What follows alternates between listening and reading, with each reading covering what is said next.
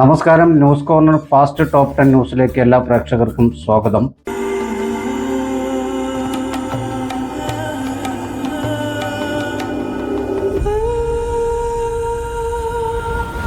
ചരിത്ര Vivah bridal collections by Shoppika weddings.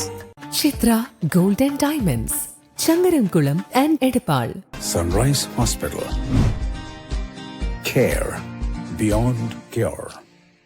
Kandanakam Thazhthalpadi road നവീകരണ പ്രവൃത്തി കാലടി പഞ്ചായത്ത് പ്രസിഡന്റ് KG ബാബു ഉദ്ഘാടനം ചെയ്തു.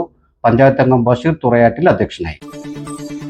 മൂക്കുതല GLP സ്കൂൾ മതിലിൽ രാജ്യദ്രോഹ മുദ്രാവാക്യം എഴുതിവെച്ച അധികൃതർക്കെതിരെ രാജ്യദ്രോഹത്തിന് കേസെടുത്ത് സർവീസിൽ നിന്ന് പിരിച്ചുവിടണമെന്ന് BJP പാലക്കാട് മേഖലാ ജനറൽ സെക്രട്ടറി KK സുരേന്ദ്രൻ ആവശ്യപ്പെട്ടു.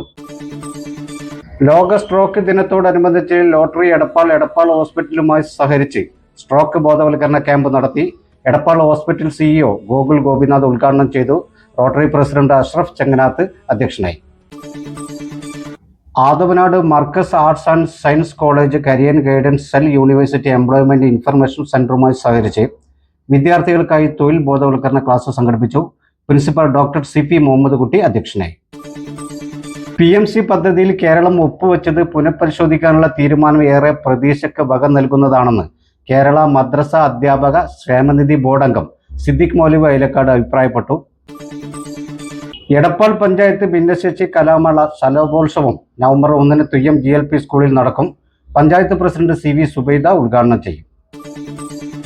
ആരോഗ്യ മേഖലയിലെ മികച്ച പ്രവർത്തനത്തിനുള്ള ആർദ്രം കേരളം പുരസ്കാരം നേടിയ വട്ടംകുളം പഞ്ചായത്തിനുള്ള പുരസ്കാരം മന്ത്രി വീണ ജോർജിൽ നിന്ന് വട്ടംകുളം പഞ്ചായത്ത് പ്രസിഡന്റ് MA നജീബ് ഏറ്റുവാങ്ങി. പെരുമ്പടപ്പ് ബ്ലോക്ക് ഉണർവ് കിസാൻ മേളയിൽ പൈതൃക കർഷക കൂട്ടായ്മയുടെ സ്റ്റാൾ ശ്രദ്ധേയമായി. Block panchayat president advocate Sindhu, കൃഷി വകുപ്പ് ഉദ്യോഗസ്ഥർ എന്നിവർ സ്റ്റാൾ സന്ദർശിച്ചു. എടപ്പാൾ പഞ്ചായത്ത് അംഗനവാടി കലോത്സവം അങ്കണത്തുമ്പികൾ നവംബർ 2 ഞായറാഴ്ച വള്ളത്തോൾ കോളേജ് ഓഡിറ്റോറിയത്തിൽ നടക്കും. പഞ്ചായത്ത് പ്രസിഡന്റ് CV സുബൈദ ഉദ്ഘാടനം ചെയ്യും. Vice president K Prabhakaran അധ്യക്ഷനാകും.